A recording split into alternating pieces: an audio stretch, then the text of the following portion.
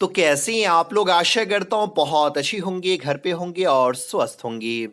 तो आज से हम लोग 2021 बोर्ड एग्जाम के लिए क्रैश कोर्स शुरू करने के लिए जा रहे हैं और आज डे फर्स्ट होगा। और आज के इस वीडियो में हम लोग इंग्लिश 100 मार्क्स के एक चैप्टर को ख़त्म करने वाले हैं। अगर अभी तक आप लोग इंग्लिश में कुछ भी नहीं पढ़े, हिंदी में कुछ भी नहीं पढ़े, तो चिंता करने की कोई ज़रूरत नहीं है। इस क्रैश कोर्स के वीडियो को देख करके आप बोर्ड एग्जाम में अच्छा खासा नंबर लेकर के आ सकते हैं। तो चलिए वीडियो को शुरू करते हैं, लेकिन उससे पहले आपसे एक छोटा सा रिक्वेस्ट है कि अगर आप हमारे चैनल पे पहली बार विजिट कर रहे हैं तो प्लीज चैनल को सब्सक्राइब कर लीजिए ताकि आप बोर्ड एग्जाम की तैयारी अच्छे से कर सके। वीडियो अच्छा लगता हो तो लाइक करना मत भूलिएगा और इस वीडियो को ज्यादा से ज्यादा अपने दोस्तों को जरूर शेयर कीजिए। तो चलिए हम लोग बढ़ते हैं पहले चैप्टर की तरफ, जिस चैप्टर का नाम है sweetest love I do not गो। और हम लोग जो है सो डेली देखेंगे, एक दिन इंग्लिश का वीडियो देखेंगे तो एक दिन हिंदी का वीडियो देखेंगे, यानी कल का जो वीडियो आएगा वो हिंदी का होगा। और आज की इस वीडियो में हम लोग जो है सो पहले चैप्टर को खत्म करने वाले हैं, जिस चैप्टर का नाम है sweetest love I do not go, जो लिखा गया हुआ है जॉन डॉन के द्वारा। और 2021 बोर्ड एग्जाम के लिए चैप्टर बहुत ही इंपॉर्टेंट है। तो सबसे पहले चैप्टर शुरू करने से पहले हम लोग ये समझ लेते हैं कि आखिरकार बोर्ड एग्जाम में पूछा क्या क्या जाता है एक चैप्टर से, चाहे वो प्रोज का हो या फिर पोएट्री का हो। और ये जो चैप्टर है sweetest love I do not go, ये पोएट्री सेक्शन का पहला चैप्टर है। तो देखिए सबसे पहले प्रोज या पोएट्री दोनों से जो पूछा जाता है वो समरी। तो हम लोग को जो देखना है वो समरी देखना है और आप लोग को समरी याद करना है। दूसरी चीजें लाइन एक्सप्लेनेशन है कि नहीं, लाइन एक्सप्लेनेशन दोनों से पूछा जाता है, प्रोज और पोएट्री दोनों से। तो हम लोग लाइन एक्सप्लेनेशन देखेंगे। समरी 5 नंबर का रहता है, लाइन एक्सप्लेनेशन 4 नंबर का रहता है। उसके बाद ऑब्जेक्टिव क्वेश्चन को जो सो देखना है, ऑब्जेक्टिव क्वेश्चन को हम लोग सॉल्व करेंगे और साथ में शॉर्ट क्वेश्चन जो सो पूछा जाता है। तो शॉर्ट क्वेश्चन हम लोग नहीं देखेंगे, शॉर्ट क्वेश्चन को याद भी नहीं करना है। क्यों नहीं करना, यह वीडियो में आगे मैं आपको बताऊंगा। तो इन चारों चीजों पे आपको फोकस करना है, summary, line explanation, objective. Short को तो छोड़ ही दीजिए, आपको याद ही नहीं करना है। तो चलिए हम लोग बढ़ते हैं और इन चारों चीज को जो है सो देखने की कोशिश करेंगे इस वीडियो में। जो चैप्टर है sweetest love I do not go, जो लिखा गया हुआ जॉन डॉन के द्वारा। तो सबसे पहले हम लोग जो है सो जॉन डॉन के शॉर्ट बायोग्राफी को देख लेते हैं, क्योंकि बायोग्राफी से ही बहुत ज्यादा ऑब्जेक्टिव क्वेश्चन जो सो पूछा जाता है। और इसमें से एक ऑब्जेक्टिव तो 2020 में भी पूछा गया था, John Donne has been described as a metaphysical poet. ये क्वेश्चन आपको 2020 बोर्ड एग्जाम में भी पूछा जा चुका है। तो चलिए शॉर्ट बायोग्राफी हम लोग देखते हैं, जितना आपकी किताब में जो है सो दिया गया हुआ है। John Donne was born into a Roman Catholic family in 1572 during a strong anti-Catholic period in England। और मैं आपको बता दूं कि अगर आप ये नोट्स को डाउनलोड करना चाहते हैं, इसका पीडीएफ लेना चाहते हैं जो अभी आज हम लोग पढ़ेंगे, वीडियो लंबा हो सकता है क्योंकि एक वीडियो में मैं एक चैप्टर को खत्म करूंगा। तो अगर इस नोट्स को आप लेना चाहते हैं तो लिंक मैं डिस्क्रिप्शन में दे दूंगा, वहां से आप लोग डाउनलोड कर सकते हैं। और साथ में रेनवो को, अगर सभी चैप्टर को आप हिंदी में पढ़ना चाहते हैं, रेनवो के भी जितने भी चैप्टर हैं, अगर हिंदी में उसे पढ़ना चाहते हैं तो उसका भी मैं लिंक डिस्क्रिप्शन में दे दूंगा, वहां से आप पढ़ सकते हैं, ताकि आप जहां भी हो, कहीं भी आप रहें, आप आराम से कभी भी हिंदी में जो उस चैप्टर को पढ़ सके। चलिए, तो पहला पॉइंट ये कह रहा है कि जॉन डॉन का जन्म जो है रोमन कैथोलिक फैमिली में हुआ था 1572 ईस्वी में। और जब 1572 ईस्वी में रोमन कैथोलिक फैमिली में इनका जन्म हुआ था, उस समय पूरा इंग्लैंड जो है ना वो एंटी कैथोलिक था, यानी कैथोलिक धर्म के खिलाफ था। कैथोलिक धर्म को कोई भी अधिकार उस समय नहीं मिला हुआ था। John don studied both at Oxford and Cambridge. John Donne जो है वो दोनों यूनिवर्सिटी में पढ़ाई करते हैं, ऑक्सफोर्ड में भी और कैम्ब्रिज में भी, लेकिन दोनों यूनिवर्सिटी से इनको निकाल दिया जाता है कि नहीं, दोनों यूनिवर्सिटी से। He studied law and theology, और उन्होंने लॉ एंड थियोलॉजी की पढ़ाई की है। और लॉ एंड थियोलॉजी की जो पढ़ाई वो किए थे वो लिंकन्स इन लॉ कॉलेज से किए थे, क्योंकि 11 साल की उम्र में ये ऑक्सफोर्ड यूनिवर्सिटी में पढ़ने के लिए जाते हैं। 11 साल की उम्र में सिर्फ ऑक्सफोर्ड यूनिवर्सिटी से निकाल दिए जाते हैं। क्यों? क्योंकि ये कैथोलिक धर्म से थे। उसके बाद कैम्ब्रिज यूनिवर्सिटी में पढ़ने के लिए जाते हैं, यहां से भी इनको निकाल दिया जाता है क्योंकि ये कैथोलिक धर्म से थे। उनके बाद ये लिंकन्स इन लॉ कॉलेज, उसमें जाते हैं पढ़ने के लिए, और वहां से लॉ एंड थियोलॉजी की पढ़ाई जो सो ये कर पाते हैं। He was secretary to sir Thomas, और ये सर थॉमस के सेक्रेटरी थे। उसकी कंपनी जो थी the great seal of England, उसमें ये काम किया करते थे। जब अपनी पढ़ाई कंप्लीट कर लेते उसके बाद जो है He secretly married Thomas Nice and was sent to jail. अब उसके बाद ये क्या करते हैं कि 1601 ईस्वी में जो है ना, हालांकि ये भी आपको याद नहीं करना, 1601 ईस्वी में सर थॉमस की जो भतीजी भतीजी थी जिसका नाम था एन मोर या एनी मोर आप कहिए, लेकिन ANNEMORE, तो एनी मोर जो थी उससे ये शादी कर लेते हैं। अब सर थॉमस कौन थे? तो सर थॉमस की कंपनी में जॉन डॉन काम क्या करते थे? यही नहीं, सर थॉमस जॉन डॉन के आश्रयदाता भी थे, रहने के लिए घर, पढ़ाई करने के लिए पैसा दिए थे, हर चीज जो है सो ये सर थॉमस ही उठाए थे, क्योंकि उनके पिताजी की, जॉन डॉन के पिताजी की मौत जो है बहुत जल्दी हो गई थी, जब जॉन डॉन सिर्फ और सिर्फ 4 साल के ही थे तब। तो एन मोर से ये क्या कर लेते हैं, शादी कर लेते हैं, और चुपके चुपके शादी करते हैं कि नहीं। और उस समय एन मोर की उम्र सिर्फ और सिर्फ 16 साल थी और जॉन डॉन की उम्र लगभग 30 साल के करीब में थी। और इसीलिए इनको कहाँ भेजा जाता है? जेल भी भेजा जाता है, हालांकि बाद में केस जीत जाते हैं और उसके बाद जेल से ये बाहर आ जाते हैं। In 1615 he became the preacher at Anglican Church, और ये एंग्लिकन चर्च के प्रीचर बन जाते हैं 1615 ईस्वी में। यानी कि प्रीचर मतलब कि जो उपदेश देने वाले होते हो उसको हम लोग कहते हैं। तो 1615 ईस्वी में ये एंग्लिकन चर्च के प्रीचर बन जाते हैं। John Donne has been described as a metaphysical poet, और जॉन डॉन को जो हम लोग मेटाफिजिकल पोएट के नाम से जानते हैं। ही डाइड इन 1631, और इनकी मृत्यु जो है वो 1631 ईस्वी में हो गया। हम लोग शॉर्ट बायोग्राफी को देख रहे हैं क्योंकि सारी चीज को हम लोग को पढ़ने की जरूरत नहीं है। हालांकि इसका बायोग्राफी अगर देखेंगे तो बहुत ही लंबा बायोग्राफी है, लेकिन जो इंपॉर्टेंट है, जितनी चीजें आपकी किताब में दी गई हुई है, उन्हीं चीज को हम लोग जानने की कोशिश करेंगे। तो ये आपको था बायोग्राफी, जहां से आपको ऑब्जेक्टिव क्वेश्चन जो है सो पूछा जाता है। अब चलिए हम लोग देखते हैं समरी को, जिस समरी को आपको याद करना और बोर्ड एग्जाम में लिखना है। 5 नंबर का आपको समरी बोर्ड एग्जाम में पूछा जाता है।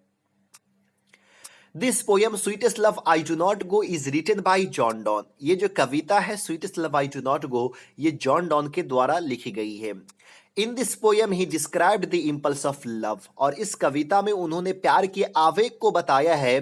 पोएट हैड अ वाइफ हुम he loved very much. Poet की एक पत्नी थी जिसको बहुत ज्यादा प्यार किया करते थे। He is afraid of a parting from his beloved, और वो अपने महबूबा से अलग होते हुए डर रहे थे ना। बिलव्ड मतलब होता है महबूबा। अलग होने से डरते थे क्योंकि जिससे वो प्यार किए थे, जिससे वो शादी किए थे, एन मोर जो थे, उससे वो अलग होते हुए डर रहे थे। Once poet told his beloved, "Dear, I want to go somewhere far and feel loneliness, because if in the future any time it happens that I have to live without you, how will I feel without you?" एक बार पोयर जो है अपने महबूबा से कहते हैं कि प्रिय, मैं कहीं दूर जाना चाहता हूँ और अकेलापन महसूस करना चाहता हूँ, है कि नहीं। वो इन मोर से कहते हैं कि मैं कहीं दूर जाना चाहता हूँ और अकेलापन महसूस करना चाहता हूँ, बिकॉज क्योंकि कभी यह भविष्य में घटना घटे कि मुझे तुम्हारे बिन रहना पड़े। How will I feel without you, तो मैं तुम्हारे बिन कैसा महसूस करूंगा। और ये अपनी पत्नी को छोड़ के कहाँ जा रहे थे? जर्मनी जा रहे थे। तो कभी कभी क्वेश्चन जो है पूछ दिया जाता है। He says to his beloved not to bemoan nor weeping, because he will come back again in her life as the sun sets in the evening and rises in the morning. वो कहते हैं कि जब मैं यहाँ से चला जाऊं, है कि नहीं। वो अपने महबूबा से कहते हैं जब मैं यहाँ से चला जाऊं तो तुम जो है सो विलाप नहीं करना, तुम रोना नहीं। बिमौन मतलब होता है विलाप करना। तुम रोना नहीं, विलाप मतलब चीखना चिल्लाना। तो तुम चीखना चिल्लाना नहीं, तुम रोना नहीं, क्योंकि मैं तुम्हारे जिंदगी में फिर से वापस आऊंगा, ठीक उसी प्रकार जिस प्रकार सूरज जो है शाम में छुप जाता है और सुबह में जो है सो निकल आता है। He says to his beloved, it does not mean I feel boring with you or I don't like you. वह अपने beloved से कहते हैं, अपने महबूबा से कहते हैं कि इसका मतलब यह नहीं है कि मैं तुम्हारे साथ उबाऊ फील कर रहा हूँ, उबाऊ महसूस कर रहा हूँ, या फिर मैं तुमको पसंद नहीं करता हूँ। Actually, I love you more than I, so in my absence, please don't weep. वास्तव में मैं खुद से ज्यादा तुमसे प्यार करता हूं, इसीलिए मेरे गैर हाजिरी में तुम रोना नहीं। जब मैं यहां नहीं रहूं तो तुम रोना नहीं, बिकॉज क्योंकि if you weep and your tears come out you feel that is my blood coming out. क्योंकि अगर तुम रोगी तो इफ यू वीप, अगर तुम रोती हो, and your tears come out, और तुम्हारे आंखों से आंसू बाहर आते हैं, यू फील तुम महसूस करना that is my blood coming out, कि वो मेरा ब्लड, मेरा खून बाहर आ रहा है, ना कि तुम्हारा आंसू बाहर आ रहा है। He says to his beloved, वो अपने बिलव्ड से कहते, अपने महबूबा से कहते हैं that we both are made for each other and we can't live without each other, हम दोनों एक दूसरे के लिए बने हुए हैं और हम दोनों एक दूसरे के बिन नहीं रह सकते। ये आपको समरी था। अगर बोर्ड एग्जाम में पूछ दिया जाए कि right the summary of sweetest love I do not गो, हालांकि 3 ऑप्शन रहेगा, अगर उसमें से sweetest love I do not के रहे, आराम से ये समरी आप लोग लिख दीजिएगा, लेकिन इसको आपको याद करना होगा। अब चलिए हम लोग को जो देखना है वो ऑब्जेक्टिव क्वेश्चन देखना है, फिर लाइन एक्सप्लेनेशन को देखेंगे और फिर जो हम लोग शॉर्ट क्वेश्चन को देखने की कोशिश करेंगे। Dash has been described as a metaphysical poet, किनको जो सब मेटाफिजिकल पोएट के नाम से कौन जाने जाते हैं, तो आपको मैं पहले ही बता दिया हूं, जॉन डॉन, तो सही आंसर ए बी हो जाएगा। John Donne is going to dash living his wife behind, John Donne कहाँ जा रहे थे अपनी वाइफ को छोड़ करके, तो वो जर्मनी जा रहे थे, यानी कि सही आंसर ए होगा। चलिए अगला क्वेश्चन है, sweetest love I do not go is dash, sweetest love I do not गो किस तरह का पोयम है, तो ये एक लव पोयम है, तो सही आंसर जो सो ए हो जाएगा। In the poem sweetest love I do not go die stand for, यानी कि sweetest love I do not go में एक वर्ड का यूज किया गया हुआ डी वाई ई, डाई, तो इसका मतलब क्या होता है, तो इसका मतलब टू डाई है कि नहीं, डी आई ई, क्योंकि पहले हम लोग डी वाई ई का यूज क्या करते थे, ओल्ड इंग्लिश में जो है ना डी वाई ई बोला करते थे स्पेलिंग, लेकिन मॉडर्न में डी आई ई हो गया है। Sweetest love I do not go may be compared with Shakespeare's dash, sweetest love I do not go William Shakespeare's के किस कविता से तुलना की जाती है, तो sweetest love I do not गो की तुलना जो है ना विलियम शेक्सपियर्स के the marriage of true minds से की जा सकती है, क्योंकि the marriage of true minds में भी यही चीजें बताई गई है, प्यार के बारे में बताई गई है, लव के बारे में बताई गई है। Dash wants to gladly accept death, कौन खुशी खुशी मौत को अपना लेना चाहते थे, तो वो जॉन डॉन, यानी कि सही आंसर सी हो जाएगा। अगला क्वेश्चन है, John don feels that A dash is very hopeless, John Donne महसूस करते हैं कि कौन बहुत ही ज्यादा होपलेस होते हैं, तो वो इंसान है, मैन है, तो सही आंसर ए हो जाएगा। Sweetest love I do not go is written by, sweetest love I do not go किनके द्वारा लिखी गई है, जॉन डॉन के द्वारा, तो सही आंसर सी होगा। Sweetest love I do not go is dash, sweetest love I do not गो क्या है, तो ये एक सॉन्ग है, सही आंसर ए सी हो जाएगा। Sweetest love I do not go has been address to dash, sweetest love I do not go किनको एड्रेस किया गया है, तो आप देखेंगे कविता में कि जॉन डॉन अपनी वाइफ से कह रहे हैं, तो यहां पे सही आंसर डॉन्स वाइफ हो जाएगा। The poet John Donne is better than the dash, यानी कि जॉन डॉन जो वो किससे अच्छे हैं, तो जॉन डॉन जो सूरज से अच्छे, क्योंकि यहाँ पे जो है सो सूरज के बारे में बात हो रही है कि सूरज से भी वो तेज यात्रा जो सो कर करके उसके पास वापस आ जाएंगे। The occasion of the poem sweetest love I do not go is Donne's dash, यानी कि sweetest love I do not go जो कविता लिखी गई, इसका ओकेजन क्या है, इसका अवसर कौन सा है, तो ये कॉन्टिनेंटल ट्रिप है। कॉन्टिनेंटल ट्रिप का मतलब क्या होता है कि जब भी अगर यूरोप के किसी देश में घूमने के लिए जाते हैं तो उसको कॉन्टिनेंटल ट्रिप कहा जाता है, और ये भी जो यूरोप के ही देश में जा रहे थे, तो सही आंसर ए हो जाएगा। His beloved says that she has a great love for Dash, उसकी beloved जो है उसकी महबूबा कहती है कि उसके लिए बहुत ही बड़ा प्यार है, किसका, तो वो है जॉन डॉन का, सही आंसर सी हो जाएगा। John Donne had seen the sun setting dash night, तो जॉन डॉन ने कल की रात सूरज को छुपते हुए देखा, यानी कि यस्टर नाइट हो जाएगा, बी हो जाएगा।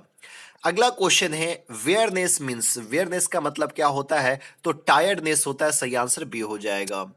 The poet in sweetest love I do not go is dash his beloved, तो अपने बिलव्ड के लिए क्या है, सैड है, उदास है, तो सही आंसर सी हो जाएगा। John Donne was born in, John don का जन्म कब हुआ, तो 1572 ईस्वी में, सही आंसर ए होगा। John Donne died in, John Donne की मृत्यु कब हुई, तो 1631 ईस्वी में। John Donne was born in, कहाँ जन्म हुआ था, लंदन में। John Donne was forced to leave dash without a degree because of his religion, तो ऑक्सफोर्ड यूनिवर्सिटी को उनको जैसे छोड़ना पड़ा था। John Donne briefly sent to prison for dash his patrons, तो यहाँ पे सही answer secretary marrying, Chupke Chupke जो शादी करने की वजह से उनको जेल भेजा गया था। John Donne is well known for his dash, John Donne जाने जाते थे किस लिए, तो देखिए ये सब कुछ लिखा करते थे, सॉन्ग्स एंड सोनेट, सटायर भी लिखा करते थे, यानी कि ऑल हो जाएगा, सारमोन्स भी लिखा करते थे। John Donne was born into A dash family in 1572 during a strong anti Catholic period, तो यहाँ पे क्या हो जाएगा, रोमन कैथोलिक, पहले ही पॉइंट में मैं इसको कवर किया हूँ। He entered Oxford University at age age dash. तो ऑक्सफोर्ड यूनिवर्सिटी में कितने साल की उम्र में जाते हैं? सिर्फ और सिर्फ 11 साल की उम्र में वो जाते हैं पढ़ने के लिए। अब चलिए हम लोग लाइन एक्सप्लेनेशन को देख लेते हैं, जो 4 नंबर का बोर्ड एग्जाम में क्वेश्चन पूछा जाता है। तो सबसे पहले ये लाइन एक्सप्लेनेशन को समझ लेते हैं। मुश्किल हो जाता है बच्चों को सॉल्व करना, क्योंकि यहाँ पे लाइन दिया हुआ रहता है। जैसे यहाँ पे देखिए, they who one another keep alive never parted be. अब ये लाइन दिया गया हुआ, ये लाइन कहाँ से लिया गया हुआ, इसको पहचानिए, उसके बाद इस लाइन को एक्सप्लेन कीजिए। तो देखिए यहाँ पे आपको मैं ट्रिक्स बता रहा हूँ, बहुत ही सिंपल सा ट्रिक्स है। यहाँ पे याद रखिएगा, जिस भी पोयम के लाइन में है कि नहीं, जैसे ये पोयम का लाइन है, अगर यहाँ पे ओल्ड मीनिंग देखने को मिल जाए, ओल्ड मीनिंग का मतलब क्या, अभी हम लोग लिखते हैं गो, जी ओ गो, लेकिन पहले क्या लिखा करते थे? जी ओ ई, गो लिखा करते थे। अभी हम लोग लिखते हैं क्या, द, टी एच ई, लेकिन पहले टी एच डबल ई लिखा करते थे। अभी लिखते हैं डाई, डी आई ई, लेकिन पहले डी वाई ई लिखा करते थे। Sun, S U double N E पहले लिखा करते थे, लेकिन अब एस यू एन लिखते हैं। तो अगर ओल्ड मीनिंग देखने को मिल जाए तो समझ जाइए वो लाइन जो होगा वो sweetest love I do not go का होगा। जैसे यहाँ पे देखिए, they who one another keep, keep यहाँ पे आ चुका है। कीप का स्पेलिंग अभी हम लोग क्या लिखते हैं? के डबल ई पी, लेकिन पहले क्या लिखा करते थे? के डबल ई पी ई लिखा करते थे। लाइफ नेबर पार्टेड बी, अब यहाँ पे बी, बी डबल ई लिखते हैं, लेकिन पहले अभी क्या लिखते हैं? बी ई बी लिखते थे, लिखते हैं, लेकिन पहले बी डबल ई लिखा करते थे। तो ये line sweetest love I do not go का। अब इसको एक्सप्लेन कैसे करना, चलिए इसकी एक्सप्लेनेशन को मैं समझा देता हूं। आपको सबसे पहले जैसे ही लाइन पहचान लेते तो उसके बाद आपको लिखना है, this stanza has been taken from the poem sweetest love I do not go which is written by John Donne. तो सबसे पहले तो ये लाइन लिखना, और सबसे इंपॉर्टेंट चीज यही होता है कि एग्जामिनर को ये पता चल जानी चाहिए कि नहीं आप जो आंसर लिख रहे हैं वो सही लिख रहे हैं, ये लाइन कहां से आप लिया गया इसको आप पहचान लिए हैं और इस चीज को आप मेंशन कर रहे हैं। एग्जामिनर सबसे पहले यही चीज देखता है और इसी चीज को देख करके नंबर दे देता है, क्योंकि वो जान जाते कि बच्चे ने जब ये लाइन पहचान लिया है तो एक्सप्लेन भी अच्छे से किया होगा, क्योंकि सबसे मुश्किल काम है लाइन को ही पहचानना। तो ये चीजें लिख देना, और उसके बाद जो भी पोएट उस लाइन को लिखा उसके बारे में कोई फेमस लाइन होगा तो वो चीज लिख सकते हैं। चाहे आप उसके जन्म के बारे में लिख सकते हैं, चाहे चाहे ये जो he was a metaphysical poet, metaphysical poet के नाम से जाने जाते, तो ये चीज जो है सो लिख देना है। उसके बाद आपको क्या करना है, पैराग्राफ चेंज करना है, और पैराग्राफ चेंज करने के बाद आपको लिखना है इन दिस स्टेंजा, है कि नहीं, ये चीज लिखना नहीं भूलिएगा। In this stanza, in this stanza poet says that, है कि नहीं, पोएट सेज दैट तक जाना है। In this stanza poet says that, और उसके बाद जो आपने समरी याद किया है उस समरी के बीच के 2-3 लाइन को नीचे में यहां पे लिख देना है। आपको हर एक लाइन एक्सप्लेनेशन को अलग से याद नहीं करना, वरना बहुत चीज हो जाएगा। टैब हम लोग के पास उतना है नहीं, physics, chemistry, bio, math, history, physics, history, accountancy वगैरह को भी देखना है। तो इसीलिए जो समरी आपने याद किया है ना, उस समरी के बीच के 2-3 लाइन को यहाँ पे लिख दीजिएगा। यानी कि आपको सिर्फ और सिर्फ समरी याद करना है, समरी से ही सारा चीज आपका सॉल्व होने वाला है। उसके बाद चलिए शॉर्ट क्वेश्चन पे हम लोग भी चर्चा कर लेते हैं कि आखिरकार शॉर्ट क्वेश्चन क्यों नहीं याद करना है। तो देखिए, शॉर्ट क्वेश्चन पूछा कितना जाता है? 10, जवाब कितने का देना होता है? 5 का। तो आप 5 क्वेश्चन का जवाब देने के लिए क्या आप 200 क्वेश्चन याद करेंगे? संभव नहीं है। तो कहेगा सर 10 नंबर ऐसा ही छोड़ देंगे क्या, क्योंकि 5 क्वेश्चन जो पूछा जाता है, 5 क्वेश्चन का जो जवाब देना वो 2 नंबर का होता है, 10 नंबर तो नहीं, आपको छोड़ना नहीं है। 10 नंबर बहुत बड़ी बात होती है। तो स्टोरी ऑफ इंग्लिश जब मैं आपको बताऊंगा, उसमें पढ़ाऊंगा, तो उस समय उसमें 11 क्वेश्चन है, 11 क्वेश्चन आप याद कर लेते हैं तो उसमें से 3 क्वेश्चन हर हाल में टकरा जाएगा। अब बचा कितना? 2 क्वेश्चन बचा। 2 क्वेश्चन, ऑप्शन आपके पास कितना है अभी भी जो है सो 6-7 ऑप्शन है।